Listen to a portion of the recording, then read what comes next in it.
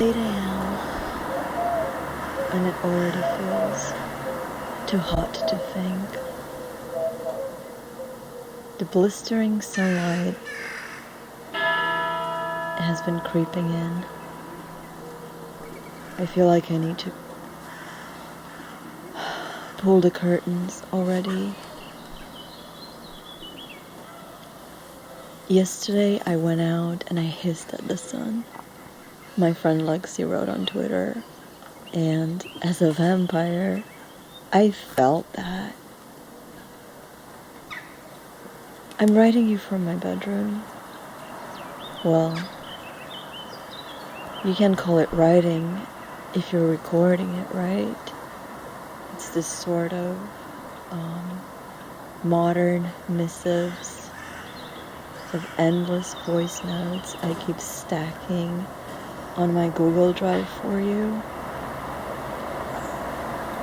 It almost feels like a bad Chris Marker movie from the mid-80s. You know, like Sans Soleil, the one with a beautiful woman's voice, sending letters to that explorer guy whose name I can't recall. The one with Japan and the mannequin echoes. I used to be obsessed with that film. I used to be obsessed with a lot of things that now I can't recall, which is a mood, I guess. It's funny that we never actually met because of, well, technically there's an ocean between us, which sounds poetic and also tragic, like a 19th century novel, but technically it's not that fun. We might be in different time zones, but we seem to be online at the same time. Well, that's me because I cannot sleep. I used to sleep a lot and now I never sleep anymore. I blame it on anxiety. I blame it on the freaking pandemic. I blame it on this crumbling socio-economic structure that allowed us to just like hop on a plane and be places, that allowed us to book tickets for faraway destinations as if it was next door. I blame it on this late capitalist music system, economics, where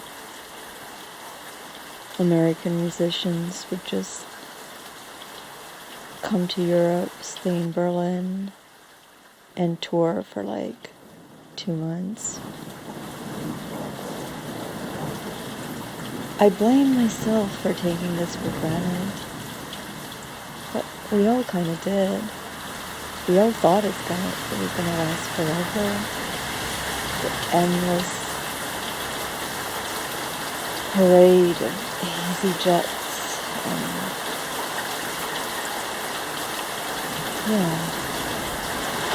airport parade, we used to call it, before we start talking about traffic control.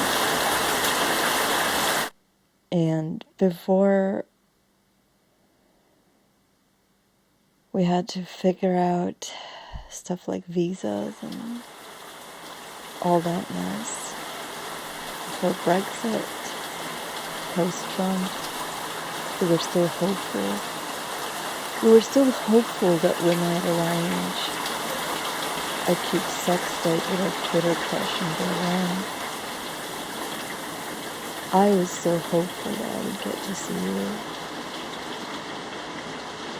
You were supposed to come in. I even had it on my calendar.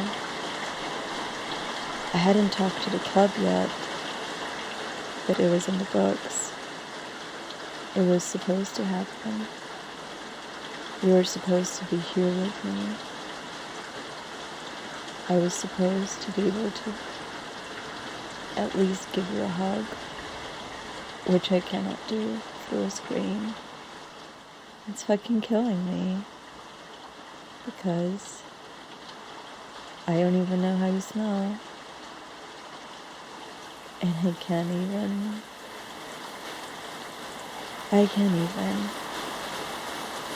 Because that's to know. And here I am, awake, yet tired. And I wish I could write you, but I can't, because my body's still feeling. It's already been years.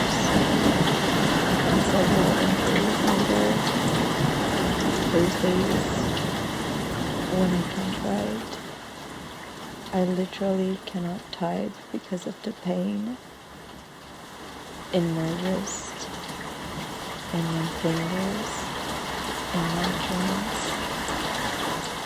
Sometimes I like to imagine that there's a brass orchid wrapped around my cartilages, and the flashes of pain I feel are just the sharp blades wrapped around my fingers, ready to cut someone.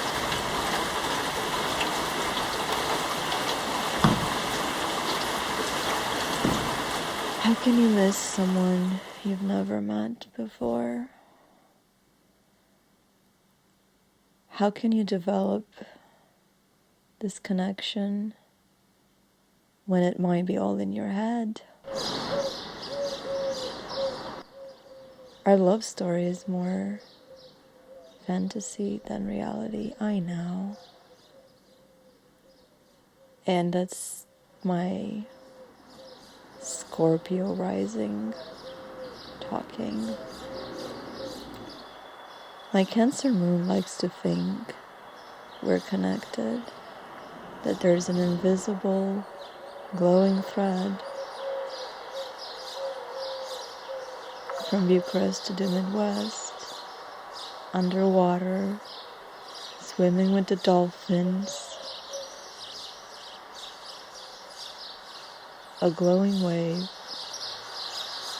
stretching for miles and miles and miles and miles and miles. Small cocoon at the end, glowing in the sun. However, my Virgo placements are telling me, wake the fuck up, bitch. So, regardless, it's nice to think of someone. It's nice to have a little, even fantasy romance in these dark times where we're constantly surrounded by death, destruction, and insecurity. Hell, I don't know what's gonna happen. I don't even know where I'll be in 6 months. Hopefully not here. Probably still here.